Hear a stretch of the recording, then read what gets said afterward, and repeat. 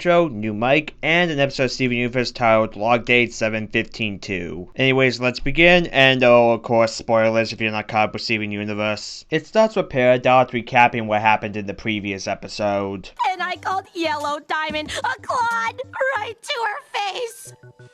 I called Yellow Diamond a clod right to her face. So Peridot, on the verge of a mental breakdown, gives her tape recorder to Steven and gets carried away by Garnet. Steven, out of curiosity, listens to the tape. And thus we begin the grand misadventures of the great and lovable Peridot. It starts with Steven giving her the tape recorder in the first place, and then we cut to her observing a ladybug. Seeing that it could fly, she decides to do an experiment. Oh. You must be Peridot.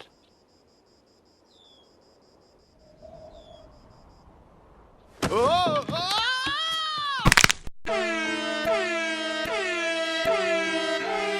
Nah, Garnet catches him and scolds Peridot for attempted murder. We cut to another bit where Steven gives Peridot some stilts. At first she rejects them, but we cut to later where we see that she likes to feel tall. Then in another segment, Steven introduces her to some Canadian soap opera. She thinks it's complete garbage. Then we cut to a few days later and... Is that the same episode from 3 days ago? There's more than one? Nah. Oh, you made a picture. Picture? This isn't just a picture, Steven. It's a complex chart cataloging the compatible characteristics between campers. Somehow the rejects at Camp Claude failed to recognize the superior pair that is Pierre and Percy. Well, that's because Paulette likes Percy. Paulette? Ha! Paulette has no place in the camp's hierarchy. Now Pierre. Pierre is a brute. Pierre laid waste to the three-legged races. Pierre and Percy present the strongest battle formation. They destroy the camp! You got all this from one episode? It's subtext, Steven. Allow me to explain. She then goes into a sped-up tirade explaining her ship. If you're curious on what she's saying, I've tried listening to it, but I can't make out what she says. I think it has something to do with something being at the bottom of a lake, but that's about it. Though wait a second. Watching the same episode over and over, making a chart of possible ships, using quote-unquote subtext to justify her ships, and going on long rants on her headcanons, by God, she's a typical fangirl. Great, now all she needs to do is give a hotel a bunch of joke reviews and harass someone over the fan art, and she'll be just like some members of a certain fan base. Though I won't hop on her too much over her headcanons and whatnot, since I have my own about campaigning hearts. I think Percy is actually Ness from Earthbound.